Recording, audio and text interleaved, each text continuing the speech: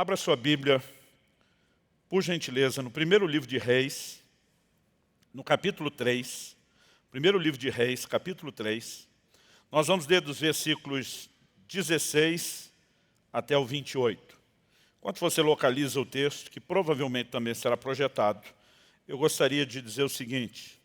Muitos anos atrás, esses muitos anos eu devo estar falando de pelo menos 2 décadas, porque já há 17 anos, já faz 17 anos que meu pai partiu para a glória, foi para o encontro do Senhor.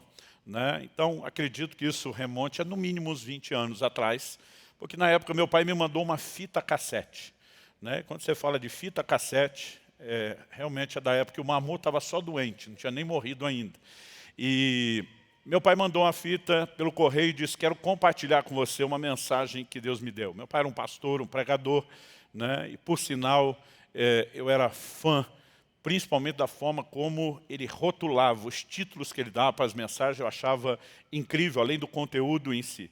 Eu lembro quando chegou a mensagem, eu fiquei muito curioso, porque o título era A Espada Cortante do Rei.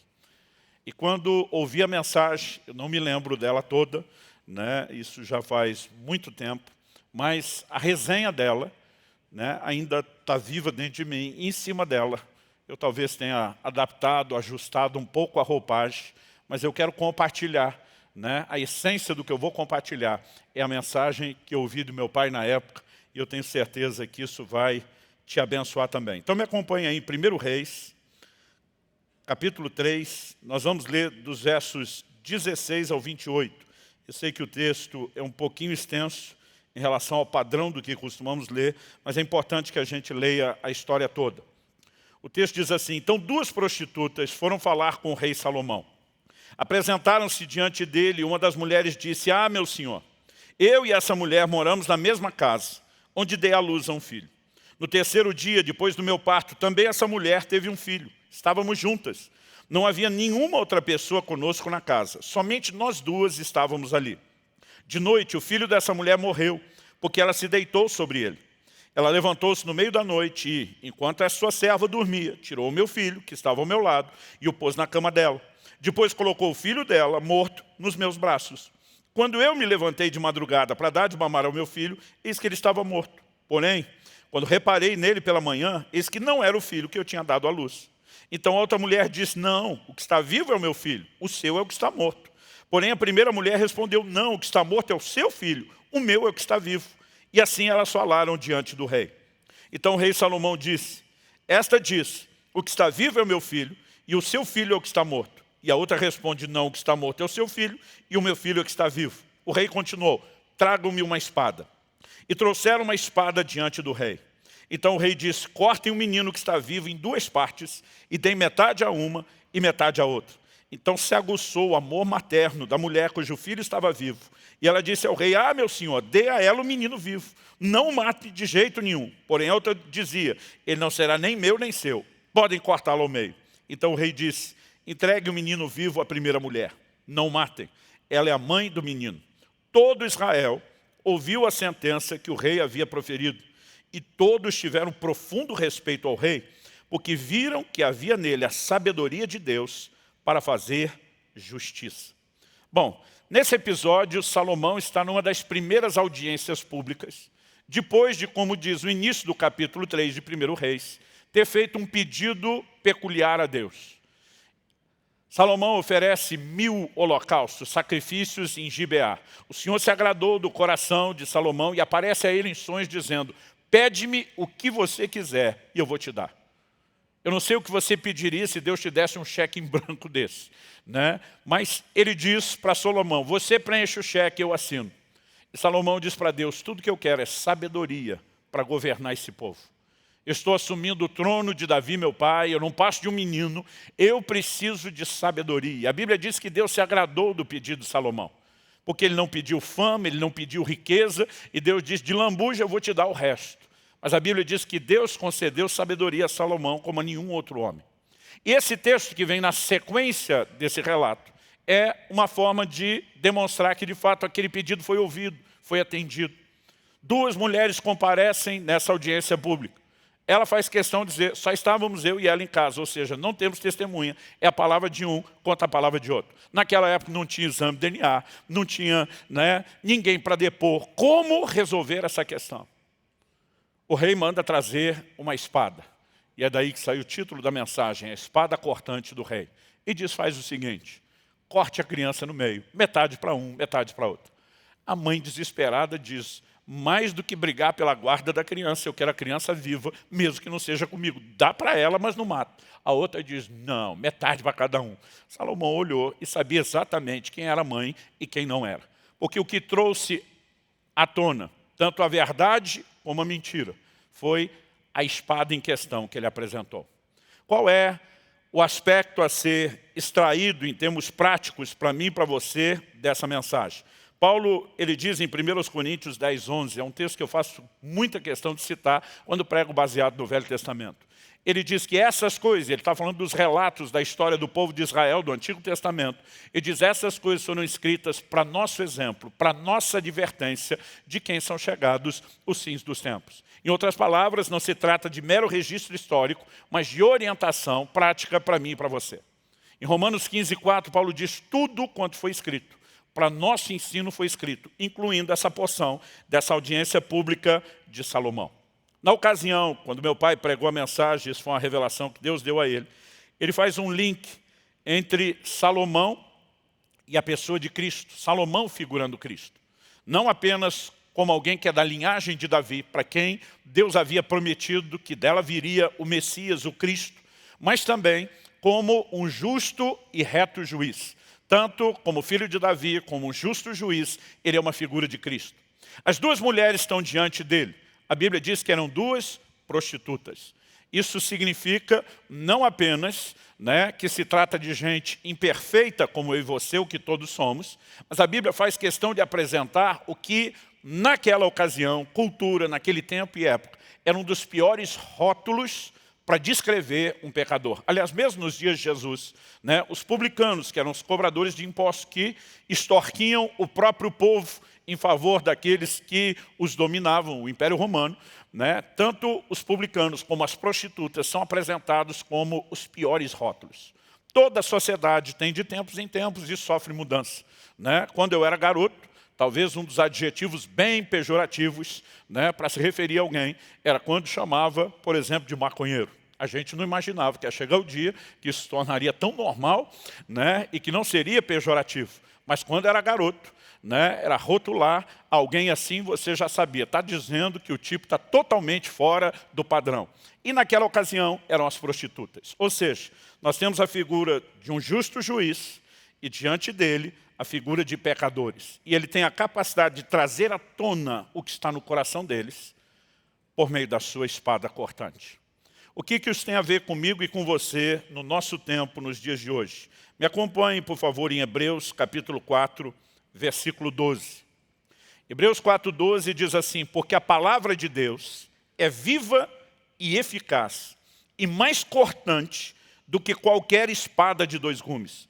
Penetra até o ponto de dividir alma e espírito, juntas e medulas, e é apta para julgar os pensamentos e propósitos do coração. Quando a gente olha para esse texto, nós percebemos que há uma relação entre a palavra de Deus e a espada. E, aliás, esse não é o único texto.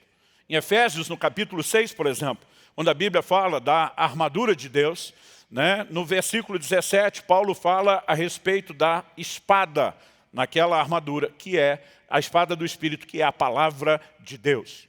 No livro do Apocalipse, por exemplo, no capítulo 2, o Senhor Jesus, se dirigindo ao anjo da igreja de Pérgamo, diz, essas coisas diz aquele que tem a espada afiada de dois gumes. Que espada é essa? Apocalipse 19, 15, falando do retorno de Cristo, diz, sai da sua boca uma espada afiada, para com ela ferir as nações. Quando a Bíblia relaciona a espada com a boca de Cristo, está de novo dizendo que a espada é a palavra de Deus. Ou seja, assim como Salomão, assentado no trono, faz uso de uma espada para trazer à tona o que estava no coração daquelas mulheres que representam todos nós pecadores. Cristo, nosso justo juiz, também tem uma espada. E o livro de Hebreus está dizendo que ela é apta para discernir os intentos do coração. Quando eu falo da espada cortante do rei, não me refiro ao rei Salomão, me refiro ao rei Jesus.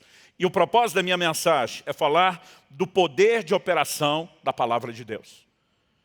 Nós sabemos que a Bíblia é muito mais do que um livro, do que uma obra literária. Embora, como tal, seja o livro mais lido em toda a história da humanidade, mais impresso, mais distribuído, em várias pesquisas que nós tivemos, mesmo no Brasil, nos últimos anos, o livro mais lido que sempre aparece é a palavra de Deus. Mas nós sabemos que ela é muito mais do que um livro. A Bíblia se refere à pessoa de Jesus como o Verbo. Ele é a palavra de Deus. E o que nós encontramos no livro é uma revelação da pessoa. Eu e você precisamos entender que o mundo foi criado pela palavra de Deus. E que todas as coisas subsistem pela palavra do seu poder. A mesma palavra que criou sustenta todas as coisas. No Salmo 138, 2, a Bíblia diz: exaltaste acima de tudo o teu nome e a tua palavra. Nós precisamos compreender que quando Hebreus está dizendo que a palavra de Deus é viva e é eficaz, ele está falando de um poder extraordinário, acima da nossa capacidade de compreensão. Mas a pergunta é, será que nós temos usado o poder disponível por trás dessa palavra? Então, o que eu quero apresentar para você, eu vou construir em cima de 3 fundamentos aqui bem distintos. No primeiro tópico, eu quero falar do problema. No segundo, nós vamos falar do diagnóstico. E no terceiro, nós vamos falar da cura. Ou seja, o homem tem um problema. A gente poderia chamar isso de enfermidade, a deformidade. Mas Deus tem diagnóstico para esse problema. E eu vou descrever antecipadamente um problema que nós temos dificuldade de reconhecer. É Deus que, por meio da sua palavra, pode expor. Mas a palavra de Deus não produz só diagnóstico. Ela também produz cura, transformação, restauração. Então vamos construir isso em partes. Em primeiro lugar, o problema. O problema é aquilo que está no coração. E aliás, eu costumo dizer que o nosso grande problema não é o nosso problema. O nosso grande problema é a dificuldade de enxergar o problema. Em Mateus, no capítulo 7, o Senhor Jesus diz nos versículos 3 a 5, se você for rápido de endereço, você pode me acompanhar na leitura. O Senhor Jesus diz assim: por que você vê o cisco no olho do seu irmão, mas não repara na trave que está no seu próprio? Ou como você dirá a seu irmão: deixe-me que eu tire o cisco do seu olho, quando você tem uma trave no seu próprio? Hipócrita, tire primeiro a trave do seu olho, então você verá claramente para tirar o cisco do olho do seu irmão. Não há nenhum problema em que você se disponha a ajudar o irmão a enxergar melhor. Jesus só diz que é incoerente quando você está tentando tirar o cisco do olho do outro, sem enxergar a trave que está no céu. Outro dia alguém me disse: pastor, nós temos uma dificuldade de ver problema. Eu falei: não, nós temos dificuldade de ver o nosso. Que o cisco no olho do irmão pequenininho, à distância, a gente vê bem. O que a gente não vê é a trave no nosso. O que literalmente está na nossa cara, a gente não enxerga. Mas na vida do outro, a gente consegue fazer a distinção. Jesus descreve como hipocrisia não a tentativa de ajudar alguém, mas a tentativa de ajudar alguém, quando nem nós nos permitimos ser ajudados naquilo. Agora, a pergunta é: será que cada um de nós acorda uma certa manhã resmungando consigo mesmo: hoje é dia de maldade, vou viver o maior nível de hipocrisia possível? Particularmente, não creio que a hipocrisia seja, na maioria dos casos, algo tão planejado ou pré-determinado. Eu acredito que nós temos, de fato, uma dificuldade, porque nós mensuramos de forma diferente o erro dos outros e o nosso. Então, algo que eu percebo, olhando para as Escrituras, e alguns textos que eu gostaria de chamar a sua atenção para eles, um deles está lá em 2 Samuel, capítulo 12. É quando o profeta Natã vai confrontar Davi, tanto pelo adultério com Batseba, como pelo homicídio de Urias, o segundo pecado, pior do que o primeiro, visando encobrir o primeiro. Quando Natã, o profeta, chega diante de Davi, ele não chega falando do que Davi fez. Ele conta uma alegoria, uma parábola, uma história. E diz: olha, tinha um camarada que tinha muitas ovelhas no seu rebanho, mas ele recebe um visitante. Em vez de matar uma das ovelhas para servir bem como anfitrião aquele visitante, ele simplesmente pega a única ovelha de uma família pobre, cuja ovelhinha era quase parte da família. E ele resolveu matar aquela para agradar o visitante. Davi ficou furioso e decretou uma sentença de morte como rei. Esse homem tem que morrer. Eu honestamente não sei qual teria sido o tom de voz de Natã. A Bíblia só diz o que ele falou. Diz que Natã vira para Davi e diz, o homem é você. Alguns imaginam Natã muito de boa. Pois é. Deixa eu explicar quem é o homem. Na minha cabeça, talvez por ser um profeta, eu já imagino um cara mais exasperado, né, botando o dedo na cara de Davi, dizendo, hipócrita, o maluco é você, né, é de você que eu estou falando, só contei uma história como sendo outra pessoa, porque o outro você enxerga o erro, o seu próprio você não enxerga. Aliás, eu adotei isso como uma ferramenta estratégica em aconselhamento pastoral ao longo do meu ministério. Porque muitas vezes, quando ia confrontar alguém pelo erro, percebendo a dificuldade que as pessoas, como eu, porque estamos falando do ser humano, têm de reconhecer o próprio erro, muitas vezes eu tratava do assunto da pessoa, falando da história de um outro. E normalmente as pessoas ficam indignadas, porque quando você coloca na terceira pessoa, eles enxergam o erro. Então, particularmente, acredito que não é só hipocrisia pela hipocrisia, é uma dificuldade de mensurar. Olha o que diz Romanos, capítulo 2, dos versículos 1 a 3, falando sobre essa dificuldade. O texto diz, por isso você é indesculpável quando julga os outros, não importando quem você é. Pois naquilo que julga o outro, você está condenando a si mesmo, porque pratica as mesmas coisas que condena. Quando Davi julgou o camarada da ovelha, ele estava julgando a si mesmo, porque ele tinha feito exatamente a mesma coisa. Verso 2 e 3. Bem sabemos que o juízo de Deus é segundo a verdade contra os que praticam tais coisas. E você que condena os que praticam tais coisas, que condena, mas faz o mesmo que eles fazem, pensa que conseguirá se livrar do juízo de Deus? A pergunta é, por que alguém condena outro que faz a mesma coisa que ele? Mera e pura hipocrisia? Não. O resultado final acaba sendo hipocrisia, o próprio Senhor Jesus classificou, eu não tiraria a hipocrisia dessa equação, mas acredito que ela não nasce de uma deliberada intenção de ser hipócrita, mas porque muitas vezes nós mensuramos de uma forma distinta o que os outros fazem e o que nós fazemos. Em Mateus 18, Jesus conta uma parábola. É a parábola do credor incompassivo. Ele fala de um camarada que o rei perdoou. Tinha uma dívida impagável. Mas depois que ele sai de lá, logo depois de ter recebido seu perdão, ele encontra um conservo que lhe devia algo bem pequeno. Não tinha comparação com a dívida dele. Mas ele não usou de misericórdia e não perdoou essa pessoa. O rei chama ele e diz, estou revogando o seu perdão, porque se essa é a forma que você vai tratar os outros sem misericórdia, você não merece a que eu te entreguei. Quando a gente olha para esse camarada, isso é um retrato da gente que tinha uma dívida eterna, impagável com Deus. Ele benignamente nos perdoou, mas muitas vezes nós não queremos perdoar alguém que nos fez algo bem menor. E Jesus nos ensinou que se nós não perdoamos aos outros, nós não seremos perdoados. Ou teremos um perdão já concedido, revogado. O que ele queria nos mostrar é que muitas vezes nós somos bem mais compreensíveis com nossos erros do que somos com os erros dos outros. Porque a gente tem uma capacidade de mensurar erros, quando são pessoais, bem comprometidas, que normalmente não temos quando se trata dos erros dos outros. Então, qual é o problema do ser humano? Não basta o que ele já tem de errado e de imperfeição, mas é a dificuldade de enxergar seu próprio erro. E pastor, por que isso é tão problemático? Porque Deus só pode trazer cura onde há diagnóstico, onde há reconhecimento. Quando você vê um Isaías recebendo um toque de uma brasa viva, né, que o anjo tira do altar e põe na boca dele, ele só fez isso porque primeiro você vê um Isaías dizendo, eu sou um homem de lábios impuros. Quando ele enxerga o seu problema, quando ele admite, quando ele reconhece, isso envolve tanto a ideia de reconhecimento, como também de arrependimento. Deus pode trabalhar exatamente naquela área. Agora, não existe transformação, ou seja, a parte da cura, sem que haja diagnóstico.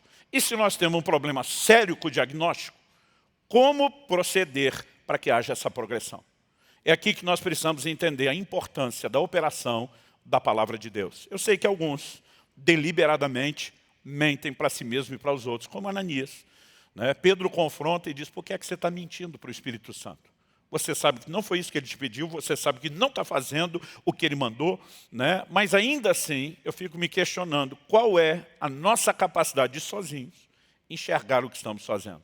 Isso me remete ao segundo ponto que eu quero tratar, que diz respeito ao diagnóstico. Só a palavra de Deus tem o poder de revelar a nossa condição interior.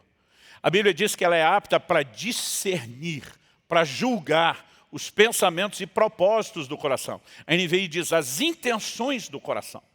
Então aqui nós vamos falar mais do que fazer o errado. Nós temos um problema que não é apenas não enxergar o que já fizemos de errado.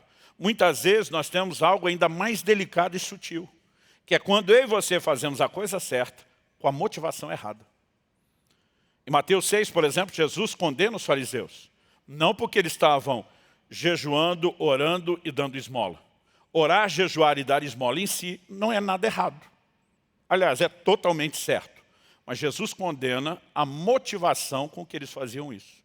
O que eles queriam não era nem agradar a Deus e nem servir as pessoas. Era apenas usar aquilo para se vangloriar, para se orgulhar, para se autopromover. Então, a motivação pode fazer com que algo que é certo acabe se tornando errado. Não pelo que fazemos em si, mas por que o fazemos. E se já não é fácil errar o erro quando a coisa já é errada, você imagina a nossa dificuldade de perceber as motivações. São dois desafios gigantescos. Agora, o que nós sabemos é que a palavra de Deus, que é viva, que é eficaz, que é mais cortante do que a espada que Salomão pediu que trouxesse, ela penetra profundamente na nossa vida. A Bíblia diz que ela é capaz de separar juntas e medulas. São coisas distintas, mas que normalmente estão bem juntas e fora do alcance da vista das pessoas. A Bíblia diz que ela tem o poder de separar alma e espírito. Os dois compõem o homem interior, embora sejam coisas distintas. Mas a Bíblia diz que ela também consegue expor e denunciar as motivações do nosso coração. Isso significa o quê?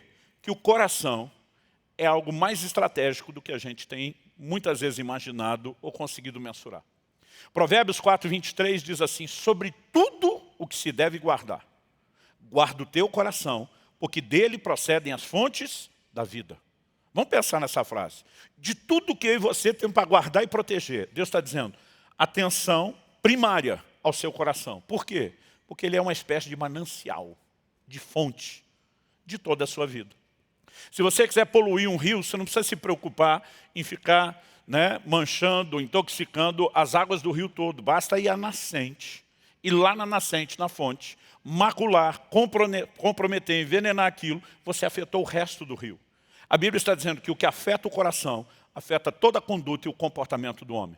É por isso que Jesus, normalmente, quando abordava a conduta, ele não tratava com o fruto, ele tratava com a raiz do problema.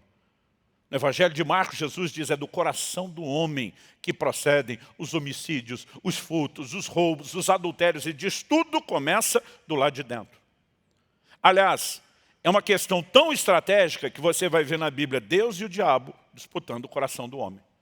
Em Atos capítulo 5, quando o apóstolo Pedro expõe o pecado e a mentira de Ananias, a pergunta do apóstolo para Ananias é, por que encheu Satanás o seu coração para que mentisse ao Espírito Santo?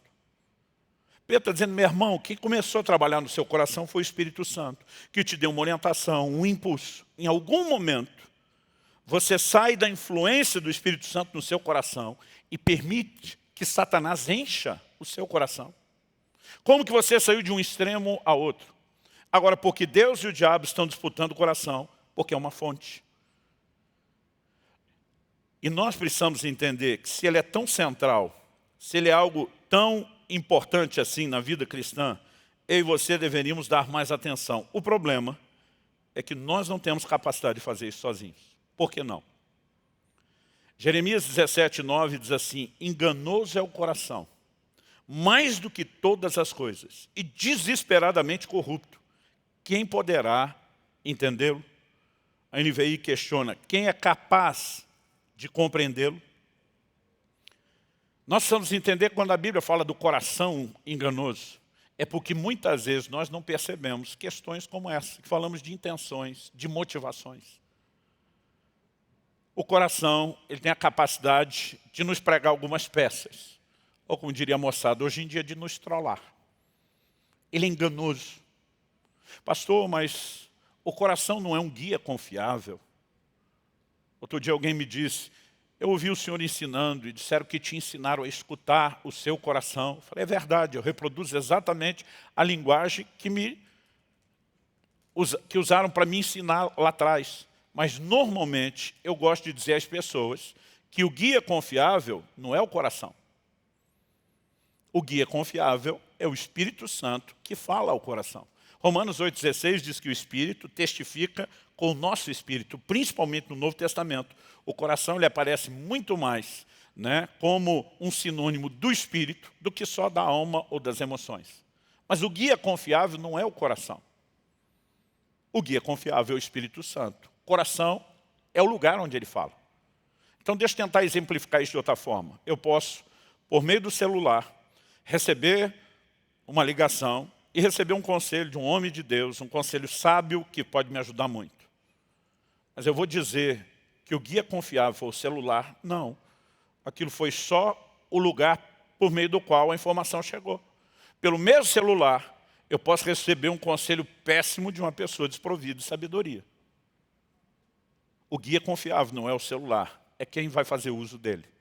Então, quando a Bíblia fala do coração pelo coração, desconectado agora do Espírito Santo como fonte, a Bíblia diz, desconfie dele. Mas no verso 10, o verso seguinte, Deus diz, eu, Senhor, sondo o coração, eu provo os pensamentos para dar a cada um segundo os seus caminhos, segundo o fruto das suas ações. Deus está dizendo, você não tem capacidade de fazer um diagnóstico do seu coração, mas eu provo o coração, eu sondo.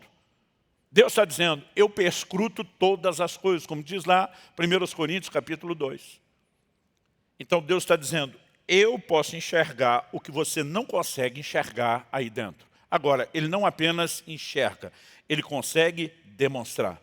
Quando a Bíblia está dizendo que a palavra de Deus, ela é apta para julgar, para discernir, nós precisamos entender que há um poder espiritual. Ou seja, quando eu e você tiramos tempo lendo a Bíblia, no momento devocional diário, nós não deveríamos ter uma mentalidade que estamos apenas procurando aprender ou receber informações. Muito além disso, nós precisamos entender que existe uma ação sobrenatural que expõe a nossa real condição.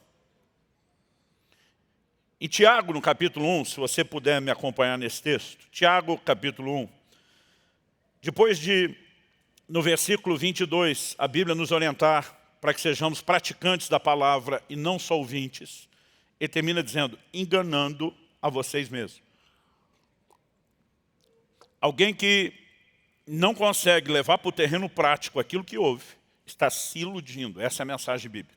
Depois de falar isso, nos versos 23 e 24, a Escritura diz assim, porque se alguém é ouvinte da palavra e não praticante, assemelha-se àquele que contempla o seu rosto natural num espelho, pois contempla a si mesmo, se retira e logo esquece como era a sua aparência. A geração atual provavelmente não entende essa frase, esquece o que viu no espelho. Em primeiro lugar, nós não tínhamos naquela época espelho como a gente tem hoje. Aquele reflexo praticamente perfeito no espelho de vidro. Pouquíssimas pessoas na sociedade, era um percentual muito pequeno, tinham um espelho. Só realmente quem era muito rico. O espelho era feito de bronze, bronze batido, polido. O reflexo não era perfeito. Quando Paulo escreve aos Coríntios e diz, agora vemos em parte como que por um espelho, ele está fazendo referência à questão do bronze. Agora, a maioria das pessoas dependia de quando encontrava uma água tranquila e limpa para ver o reflexo. Não se viam no espelho todo dia. Eu lá em casa não tenho como evitar o espelho. Minha mulher conseguiu ter espelho no quarto, né? No banheiro, espelho na sala de jantar. Para onde eu olho tem espelho. Todos os banheiros têm espelho. Agora, quando eu era garoto, pré-adolescente, a casa dos meus pais tinha um único espelhozinho, pequenininho, que era aquele da porta do armarinho do banheiro, aquele de plástico que já vinha pronto para você instalar, que normalmente era acima da altura. Eu não me via muito. Não era nem a época que era obrigado a fazer barba e se enxergar com mais frequência. Tinha horas que me davam um desespero, porque eu não lembrava como era meu rosto. Não é que eu não lembrava nada, mas me faltava a capacidade de compor a imagem. E às vezes me dava esse desespero, eu tinha que achar algum lugar. Ah, sim, é isso aqui. Então eu sou parte de uma geração que consegue entender o que Tiago diz. Talvez a nova geração, que se olha no espelho todo dia, não entenda o que é que ele falou. Mas ele está comparando a palavra de Deus com um espelho. E ele diz que a palavra de Deus como espelho mostra quem nós somos. O problema é que muitas vezes nós não temos um relacionamento com esse espelho que permita viver na consciência daquilo que o espelho expôs. E a palavra de Deus como espelho, basicamente, ela revela duas coisas. Uma é a nossa identidade em Cristo, quem somos nele. E entender isso é algo importantíssimo. Mas a outra diz respeito à realidade, não aquilo que você deveria alcançar e viver, mas a realidade do que você ainda não experimentou. Também é denunciado pela palavra de Deus. E se nós não tivermos o relacionamento devido com a palavra de Deus, que envolve o quê? Daqui a pouco vou voltar nisso. Mas o verso 25 começa dizendo, aquele que atenta bem para a lei perfeita. O que é atentar bem? Ele não está falando de uma olhada rápida que alguém deu do rosto no reflexo na água. Ele está falando de mirar bem, a ponto de assimilar, absorver aquela imagem. Tanto que na sequência ele diz, aquele que atenta bem para a lei perfeita, a lei da liberdade, nela persevera, não sendo ouvinte que logo se esquece. Então ele está usando a figura do espelho, comparando ao que nós ouvimos, que vai criar uma imagem. Mas ele está dizendo que quem atenta bem, quando sai, não vai esquecer aquilo que viu. Ou seja, o que eu e você precisamos é de uma exposição tal diante do espelho, onde Deus possa trazer à tona a realidade daquilo que somos. A palavra de Deus tem o poder de, com muita precisão, expor aquilo que eu e você temos dificuldade de enxergar. Ou seja, nós destacamos que o problema não são só nossas imperfeições, mas a nossa incapacidade. Mas nós estamos apresentando a palavra de Deus como algo que tem um poder extraordinário de produzir diagnóstico. E aqui eu não estou falando só de pecado. Na minha teologia, a gente consegue distinguir pecado de erro. Muitas vezes nós estamos errando, sem necessariamente estar quebrando um mandamento espiritual. Eu lembro de um momento, no início do casamento, que Kelly pedia para mim que conversasse com ela de uma forma diferente. Como a maioria das mulheres, ela tinha uma queixa. Ela dizia, não é o que você fala, é como você fala. E eu dizia para ela, não é possível que o como alguém fala é mais importante do que o que fala. Eu dizia para ela, então se eu esculhambar você com a voz doce, com palavras bonitas, você vai aceitar? Claro que não. Né? E durante muito tempo eu bati o pé nisso. Um dia eu estou lendo a Bíblia, e eu estou lá em Colossenses, no capítulo 4. E a Bíblia diz, seja a vossa palavra temperada com sal. Sal é aquele tipo de coisa que se você pôr pouco, a comida fica ruim, mas se pôr muito também fica ruim. Você tem que acertar a mão. Tem que ser preciso. A Bíblia diz, seja a vossa palavra temperada com sal, para saber disso, como responder a cada um. É lógico que o que se fala é indiscutível que é importante, mas o como também é. Eu lembro de uma ocasião, onde minha esposa falou para mim, olha, quando você precisar chamar minha atenção, e isso é justo, você podia também aproveitar e começar me elogiando primeiro. Eu lembro que eu olhei para ela e falei, não me peça para praticar essa psicologia barata. Eu falei, eu te elogio quase que 99% do tempo. E eu não misturo uma bronca para compensar. Na hora que tiver que chamar sua atenção por algo, o contexto era o trabalho nosso como equipe, ela tinha tomado a decisão no ministério que ela coordenava, que afetou todos os outros. Ela tomou a decisão sozinha, sem consultar. E eu falei, nós vamos para a reunião, eu vou precisar chamar a sua atenção lá, eu não sou seu marido, eu sou líder da equipe. E ela gostou que eu preparei, né, que eu tirei do nível pessoal. E ela falou, você podia fazer isso sempre. E eu falei, não me peça para praticar essa psicologia barata. Pela cara dela, eu já vi ela dizendo assim, não vou discutir. Mas descobri depois que ela fez uso do disque denúncia. Foi resolver o assunto na ouvidoria do céu. Ele falou, Deus, eu não tenho poder de argumento para discutir com meu marido, mas eu tenho certeza que eu não estou errada no que eu estou pedindo para ele. É só o Senhor que pode fazer essa obra. E deu uns dias, o Espírito Santo falou comigo. Porque em Apocalipse 2 e 3, quando Jesus dirige, né, o que nós temos ali como as cartas às igrejas da Ásia, ele nunca começa chamando a atenção de ninguém. Ele começa sempre elogiando. Apocalipse 2:2. Conheço tuas obras, o teu labor, a tua perseverança. Supostastes provas por causa do meu nome e não desfaleceste. Puseste a prova se dizem apóstolos e não são, os achaste mentirosos. Depois de encher a bola, ele diz, mas como ninguém é perfeito, tem um negócio aqui que nós precisamos resolver. Tenho contra você, que você abandonou o seu primeiro amor. Lembra de onde caíste, arrepende, volta à prática das primeiras obras, mas depois elogio de novo. Mas tens a teu favor, que odeias as obras dos nicolaítas, as quais eu também odeio. Ou seja, ele não chega chamando atenção. Por quê? Porque as pessoas não falam apenas a linguagem verbal, elas normalmente têm uma comunicação emocional. E quando você elogia primeiro, você está dizendo o que vem na sequência, não é algo que vai tirar o seu valor ou o apreço que eu tenho por você. Isso melhora muito a comunicação. Eu não acho que necessariamente naquele momento, ao não entender isso, eu estava pecando. Mas eu teria um problema de relacionamento desnecessário. A palavra de Deus expôs todo o meu comportamento. Me deu luz, me deu orientação. Você entende o que eu estou falando? Nós temos a dificuldade enorme de enxergar, mas há um poder, há uma sabedoria sobrenatural nas Escrituras. Não é só um conselho, está aí na geral, pegue. O Espírito Santo tem o poder de aplicar aquilo num âmbito personalizado em mim e em você. A chave da mudança de vida é a exposição que a palavra de Deus pode fazer no meu e no seu coração. Quem está entendendo, diga amém. Mas Deus seja louvado que a palavra não dá só o diagnóstico. Porque não adianta só ter o diagnóstico. O diagnóstico é um passo necessário para a cura. E o que é importante que eu e você entendamos, eu quero voltar lá em Tiago, capítulo 1 com você. Eu mencionei o 22, sobre ser praticante da palavra, o 23 e o 24, que fala do espelho, o 25 para tentar bem não esquecer.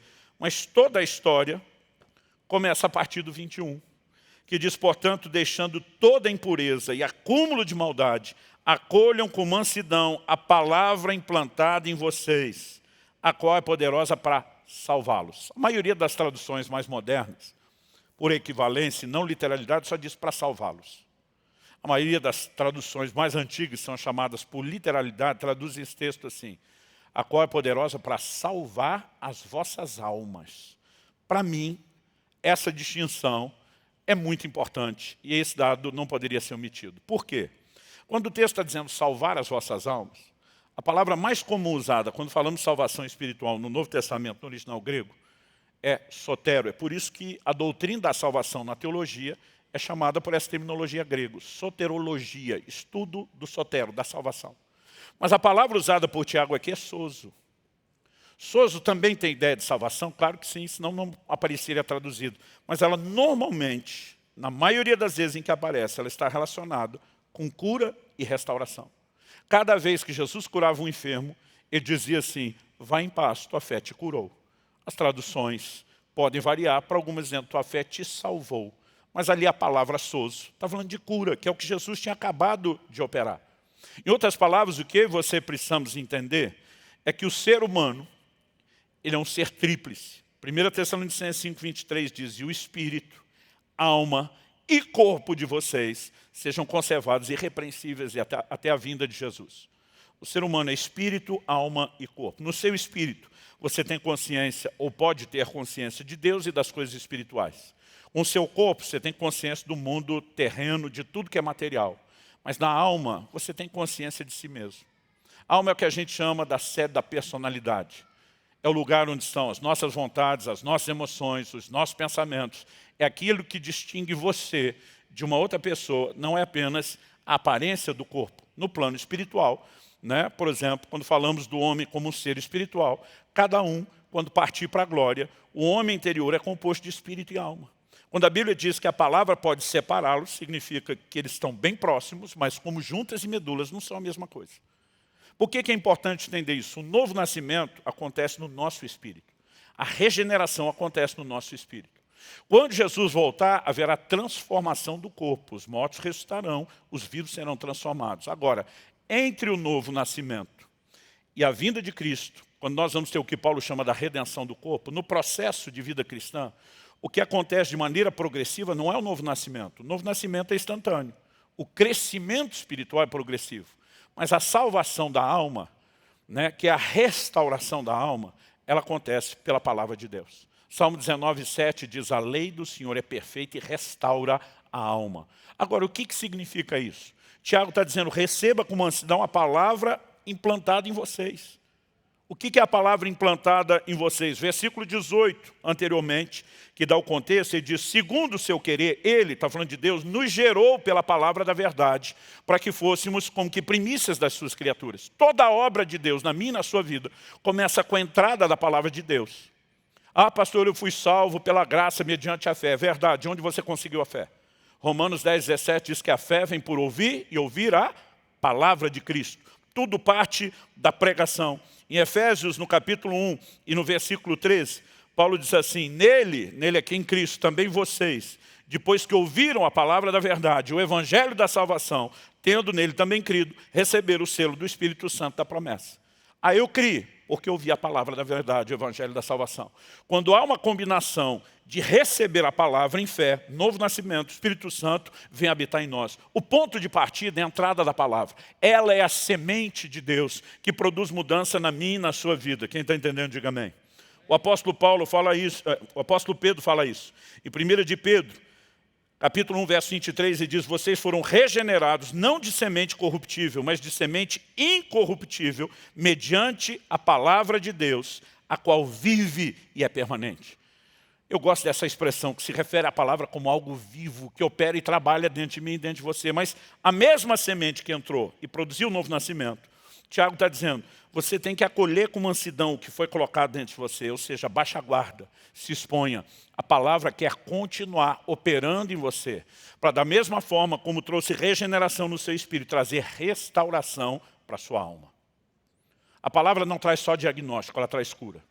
Mas a pergunta é, que cura é essa? Porque nas últimas décadas, quando a igreja começou a falar de algo que não se falava muito ao longo da nossa história, que é cura interior, cura para as emoções, nós limitamos a salvação ou a restauração da alma só a uma restauração emocional. E não estou dizendo que a palavra de Deus não faça isso. Ela tem o poder de sarar nossas emoções? Claro que tem. Uma pessoa que chega, a Deus, a Cristo, se converteu e traz marcas profundas de rejeição, ela tem uma dificuldade em relação a entender o seu próprio valor, por conta da experiência e das marcas emocionais. Agora, a revelação da palavra começa a trazer à tona o meu e o seu valor, não diante das pessoas, mas diante do Criador de todas as pessoas. E essa revelação é extraordinária. Ela te coloca acima de qualquer dor. No Salmo 27, 10, Davi diz, ainda que meu pai e minha mãe me desamparem. São as pessoas de quem temos a maior necessidade de afeto desde criança. E diz, o Senhor me acolherá. O que ele está dizendo? Eu entendi o meu valor diante de Deus. Se alguém não ia reconhecer, o problema é deles. E isso não muda o entendimento de quem eu sou, da importância que eu tenho aos olhos de quem me criou. A palavra de Deus, ela pode produzir uma mudança tão extraordinária que sara qualquer ferida, qualquer dor que eu e você carregamos. Mas o problema é que muitas vezes nós limitamos a cura só a isso. Então Deus vai arrumar o nosso mundo emocional. Eu quero te dizer, é muito mais do que isso. Se nós estamos falando de um problema que a palavra diagnostica e que tem a ver com comportamento, será que a cura se limita só a mudar emoções e não mudar o nosso comportamento? Nós precisamos entender que a cura é mais do que alinhar emoções. Isso é parte do pacote, mas não se limita a isso. O poder de cura que a palavra de Deus tem é transformar a minha e a sua vida. É transformar a minha e a sua conduta. Quem está entendendo, diga amém. Quando Jesus fala na parábola do semeador, ele usa uma figura muito clara, que a semente é a palavra de Deus. Agora, o que eu e você precisamos entender, que embora a palavra é viva, é eficaz, ela tenha todo o poder, o resultado dela em cada tipo de solo não depende do poder da semente. Ele diz que o primeiro nível de solo, onde não houve nenhuma frutificação, ele diz é o que ouve a palavra e não entende. Mas o último, que produz fruto a 30, 60, 100 por um, é o que ouve e entende. Então o que nós precisamos é de uma combinação, de uma interação. Cada tipo de solo é explicado por Jesus, falando da interação de cada um com a palavra. Um nem recebe. Outros dois aqui no meio, o solo pedregoso e a semente caiu entre espinhos. São gente que até começa, mas permitem que outras coisas abortem o processo. O último bem-sucedido não apenas entende, mas não deixa nada interferir no processo. O tipo de frutificação que você vai viver não depende só do poder da palavra. Enquanto nós destacamos o poder da palavra, isso é importante para gerar fé em você e para gerar resposta e interação. Mas sem interação, esse poder não vai operar. Então, o que é que eu e você precisamos? Nos dispor. Então, vou voltar em Tiago, capítulo 1, versículo 20. Aquele que atenta bem, presta atenção na lei da liberdade. Agora, gente, eu preciso fazer uma pesquisa atual disso. Vou até pegar a ideia e abrir talvez isso até a nível de internet. Mas um número absurdamente alto de crentes não tem tempo devocional com Deus todos os dias. Não lê a Bíblia todos os dias. O nosso nível de exposição à palavra é muito baixo. E de alguma forma a gente fica acreditando que nós vamos ter resultado melhor no ano próximo que está chegando, sem mudar o nosso tipo de atitude. O que eu quero hoje não é apontar o dedo para você, nem te colocar debaixo de culpa ou condenação, mas é provocar em você algum tipo de resposta que te leve a uma mudança de comportamento. Ou seja, se a palavra de Deus é a única que pode dar o diagnóstico do problema, é a única que pode de fato trazer cura, a pergunta é, como nós conseguimos acreditar que vamos ter progresso na vida cristã sem envolvimento com esse livro santo? A palavra é viva e eficaz. O poder que está por trás dela é o mesmo que Deus usou para criar todas as coisas, é o mesmo que Ele usa para sustentar todas as coisas. Mas não adianta esperar que ela sozinha, por si mesma, faça alguma coisa se eu e você não nos expusermos, não interagimos com ela. Quem está entendendo, diga amém. Então, ela tem o poder de produzir cura, mas eu e você precisamos entender que essa cura não é só para emoções feridas, é para uma mudança de conduta, de comportamento. Né? Como diz Paulo aos Coríntios, para que nós sejamos transformados de glória em glória na imagem do Senhor Jesus. Mas a pergunta a ser feita é, nós temos feito uso disso? E eu quero terminar te fazendo 3 perguntas.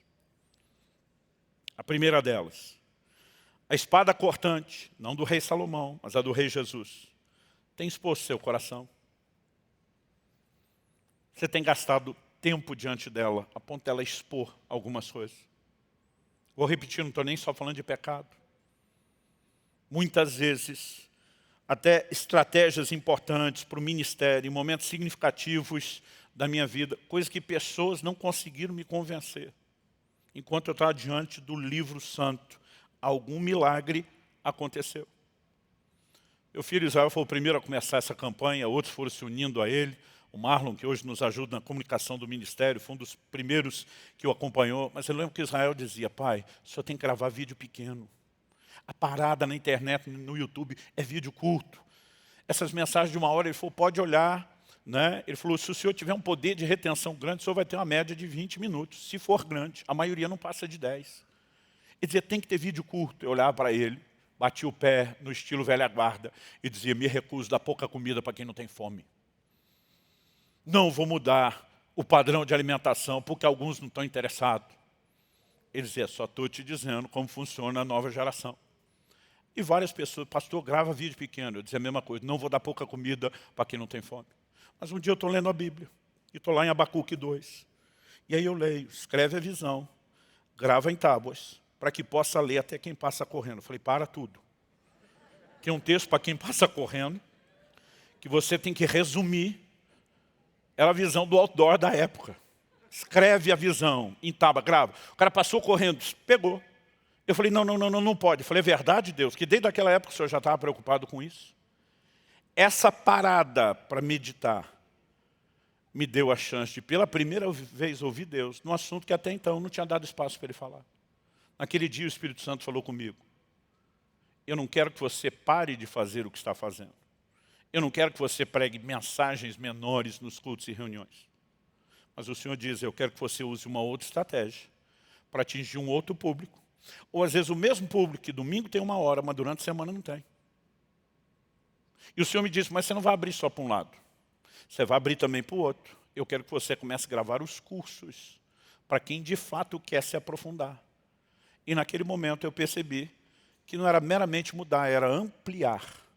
Agora, eu tenho momentos significativos, não só em Deus tratando pecados, expondo motivações erradas, mas muitas vezes ajustando relacionamento, como falei dentro de casa, no meu casamento. Estratégias no ministério, sempre diante do espelho.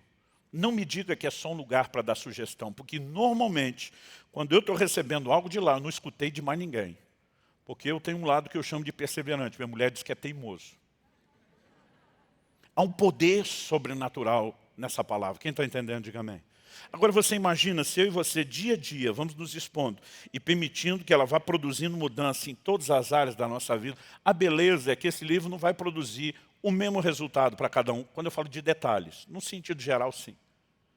Mas Deus tem a capacidade de extrair e trazer uma aplicação personalizada para cada um de nós. Eu amo a palavra de Deus. Eu sou apaixonado e empolgado com esse livro. E eu quero te dizer, o que você precisa é muito mais do que ouvir uma mensagem ou duas por semana em reuniões que nós temos. É uma exposição diária para a palavra de Deus. Você recebe essa palavra em nome de Jesus?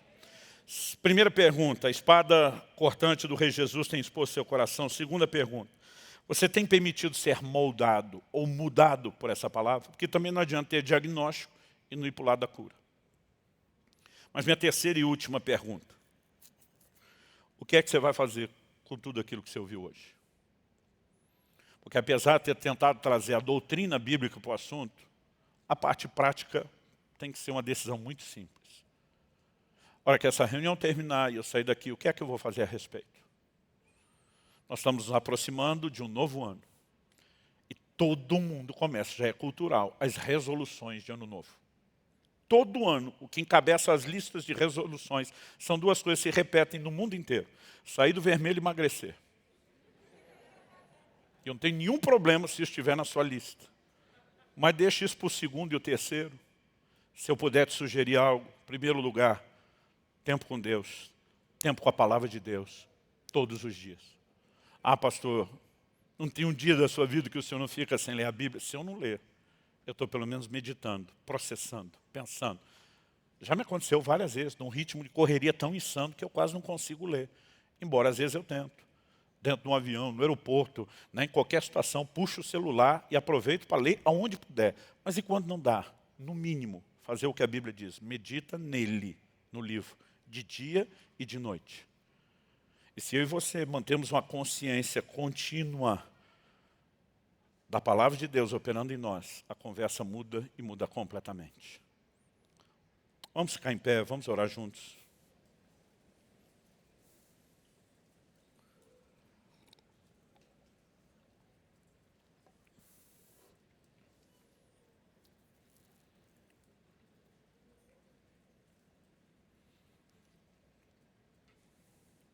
Eu gostaria que você colocasse diante de Deus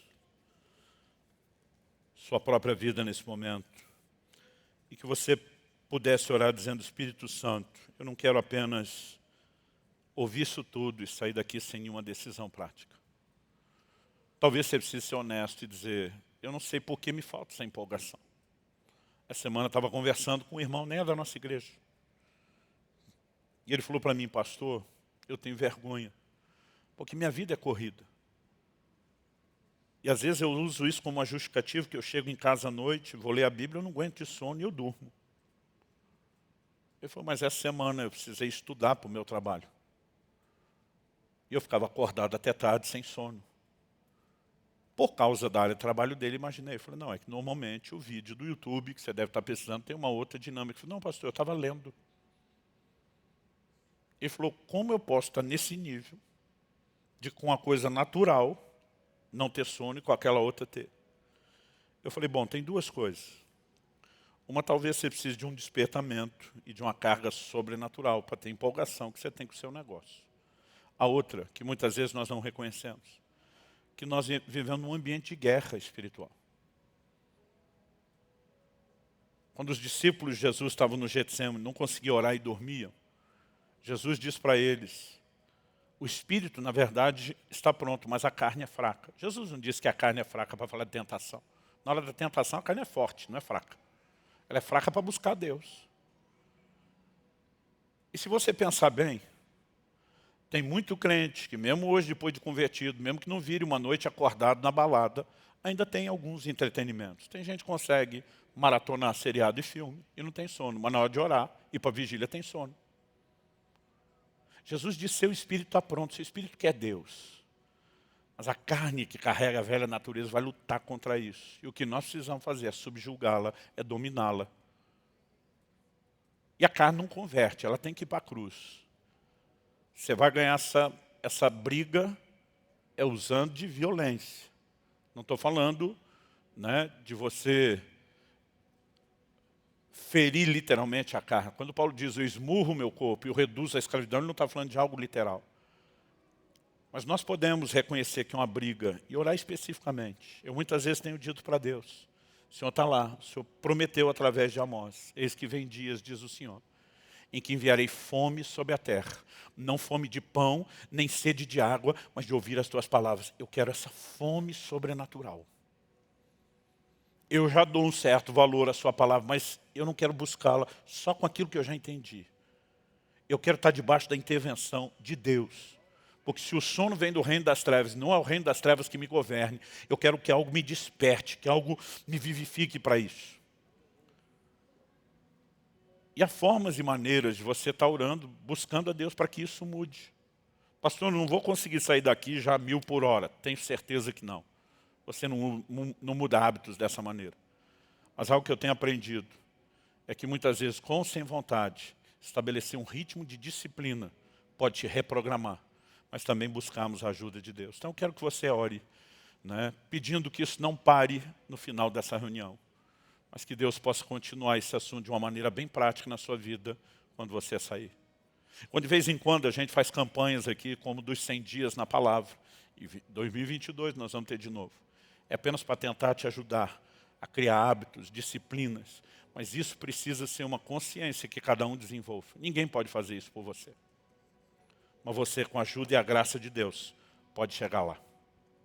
Fale com Deus agora, do seu jeito, da sua maneira, com as suas palavras. Enquanto você fala com Deus, eu quero aproveitar esse momento para fazer um convite. Talvez haja pessoas aqui que estejam se questionando, pastor, o senhor falou de receber com mansidão a palavra que já foi implantada. E se ela nem foi implantada em mim ainda? Então esse é o primeiro passo que você tem que resolver. O evangelho precisa ser recebido, precisa ser abraçado. Você precisa de uma decisão formal de entregar sua vida a Cristo, de dizer, eu vou abraçar a mensagem de salvação que Deus me oferece. Isso não apenas vai te levar a experimentar uma intervenção sobrenatural de Deus, trazendo perdão de pecados, remoção da condenação dos erros, mas é a porta de entrada para o reino de Deus. Jesus disse, se alguém não nascer de novo, não pode entrar no reino de Deus. Há uma experiência que determina o seu começo, a sua entrada, vai ter crescimento depois. Mas para isso você precisa entregar a sua vida a Jesus. Se você não fez isso ainda, eu não quero encerrar essa reunião sem te dar o que normalmente a gente chama aqui de a oportunidade da sua vida. De fazer de Jesus não só o seu Salvador, mas o seu Senhor, o dono da sua vida. Mas talvez possa haver gente no nosso meio que um dia tomou essa decisão. Mas de alguma forma, e por várias razões, você se afastou, se esfriou, se desviou.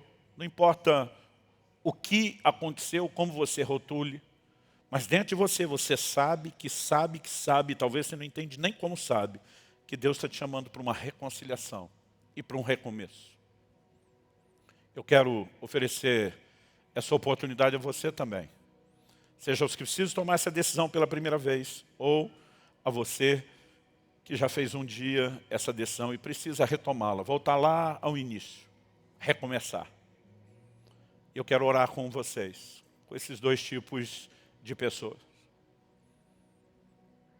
O Senhor Jesus diz, todo aquele que me confessar diante dos homens, eu também o confessarei diante do meu Pai e dos anjos que estão nos céus. O reconhecimento da nossa salvação diante de Deus, dos anjos, do mundo espiritual, ele vem depois de reconhecermos Jesus diante das pessoas. Mas Jesus também diz, todo que me negar diante dos homens, eu também o negarei diante do meu Pai e dos anjos que estão nos céus. Então eu quero ser honesto, antes de te chamar para orar com você, e dizer que o próprio Jesus disse que essa parada se resolve em público, na frente dos outros. Mas eu não quero que você ache que nós estamos tentando expô-lo. O que talvez você precisa saber é que essa audiência não está aqui para te julgar. Eles estão torcendo por você. Eles estão orando por você. Jesus disse que a festa é nos céus, quando o pecador se arrepende. E como ele mandou a gente orar que a vontade dele seja feita aqui na terra, como é feita no céu, fica claro que ele quer que tenha festa aqui na terra também. Então nós fazemos festa quando as pessoas tomam essa decisão. Então, sabendo que você está num ambiente de encorajamento, de apoio e não de julgamento, eu quero te fazer a pergunta em público. Alguém aqui hoje que precisa tomar essa decisão de entregar sua vida a Cristo, ou que queira se reconciliar com Ele? Se houver, eu quero que você levante sua mão bem alto. Nós vamos orar com vocês. Glória a Jesus. Aleluia. Quem mais? Deus seja louvado. Quem mais?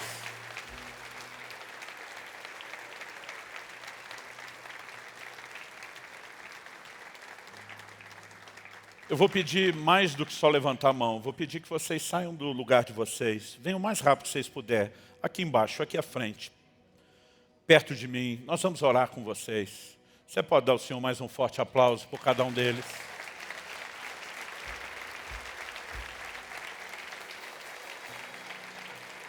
Aleluia. Quem mais? Sempre tem gente, de vez em quando eu ouço aqui, ouço ali, gente que diz, pastor, eu queria levantar minha mão, parece que ela pesava 1 tonelada. Eu queria sair do meu lugar, parece que o pé estava enraizado no chão. Há uma guerra no reino espiritual. Mas eu tomo a autoridade do nome de Jesus para quebrar toda a cadeia, toda a amarra espiritual. Eu declaro cada pessoa nesse lugar livre para corresponder ao convite do Espírito Santo. Se você estava tentando erguer a mão ou sair do lugar, não conseguia, tenta de novo, que agora você vai ver que consegue. A Bíblia diz, se hoje ouvides a sua voz, não endureça o coração. Eu acho muito top essa frase, hoje. Há um outro versículo que diz, hoje é o dia aceitável, hoje é o tempo da salvação. Talvez você esteja pensando, eu posso resolver isso outro dia. É verdade. Já vi gente que deixou para depois e resolveu depois. Mas vi gente que deixou para depois e morreu sem resolver. A Bíblia diz, se hoje ouvir sua voz, não endureça. Lembra que é a sua resposta à palavra de Deus. E se Deus estiver falando ao seu coração, vem. Algumas vezes eu fico tentando discutir consigo mesmo. Eu não acho que eu estou tão ruim para ter que recomeçar. Mas se algo aí dentro de você está dizendo, vai lá, simplesmente vem. Depois você tenta entender o que é que estava acontecendo. Há mais alguém? Glória a Jesus. Glória a Jesus.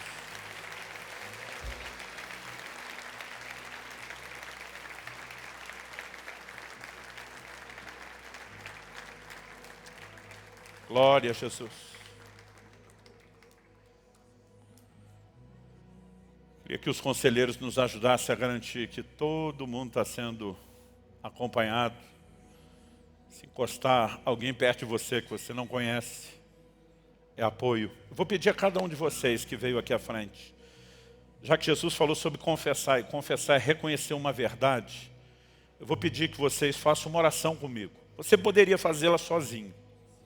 Há muitos que tomam essa decisão pela primeira vez, pedem ajuda. Então eu vou fazer uma oração, e vou pedir que vocês repitam depois de mim. Se aquilo que vocês me ouvirem falar, no coração você diz, cara, isso aí representa o que eu queria falar para Jesus. Dá para eu falar isso com fé, de forma honesta e sincera. Então eu vou pedir que você repita essa oração depois de mim em voz alta, pode ser? Então diga assim comigo, Senhor Jesus, reconheço a minha condição de pecador, mas reconheço que o Senhor é o único Salvador. E hoje, eu me arrependo dos meus pecados. E eu creio na Tua salvação. E pela fé, eu me aproprio dela. Eu declaro que a partir de hoje, é um novo dia. É o início de um novo tempo. Eu renuncio todo envolvimento com o reino das trevas. E a partir de hoje, eu faço parte do reino da luz, do reino de Deus. Eu entrego o controle da minha vida nas Tuas mãos. E eu oro que o poder do Espírito Santo opere em mim transformação, crescimento espiritual, frutificação para a glória de Deus. Eu invoco o nome de Jesus e a salvação que há nesse nome. E a partir de hoje, eu declaro que minha vida é Tua, meu Deus. Em nome de Jesus. Amém. Amém. Glória a Deus. Eu vou pedir a atenção de vocês para mais duas coisas que nós vamos fazer aqui bem rápido. Primeiro, eu gostaria de fazer uma oração com vocês. Não só eu, todo mundo vou pedir que estenda a mão. Depois que eu orar, eu vou pedir uma segunda coisa. Vou pedir que vocês estão aqui, sigam aquele casal que está à minha esquerda, à direita de vocês. Eles vão sair com vocês por aquela porta 6. Nós temos uma sala ali. E rapidinho, jogo rápido, nós queremos fazer duas coisas. Primeiro, dar um presente, uma lembrança desse dia, de uma decisão tão especial e importante. Segundo, se vocês concordarem, não são obrigados, a gente gostaria de pegar os dados para fazer contato, estar orando por vocês, ajudar vocês. Isso, vocês podem decidir lá. Então, depois da oração, essa turma que colou ao seu lado, além de gentilmente dar as boas-vindas à família da fé, eles vão ajudar você a ir para aquele lugar, né, a não escapar. Embora você não seja obrigado, nós vamos tentar te constranger a pegar, no mínimo, essa lembrança ali. Estenda as mãos para eles. Vamos orar por eles. Meu Deus, nós somos gratos por essa decisão pública e pelo poder do Teu Espírito Santo que de forma sobrenatural sela a confissão de fé que foi feita nesse lugar. Nós declaramos sobre eles, se tornem reais as Tuas palavras, perdoados são os seus pecados. Nós os declaramos livres de toda amarra do reino espiritual e declaramos um novo tempo de recomeço, de novo nascimento, de reconciliação com Deus em nome de Jesus. Oramos que o Teu Espírito os guie, os proteja, os guarde e os fortaleça nessa caminhada. Que eles vivam a manifestação da Tua graça nesse novo tempo, em nome de Jesus. Nós os abençoamos hoje e os entregamos aos Teus cuidados e à Tua graça, em nome do Senhor Jesus. Amém.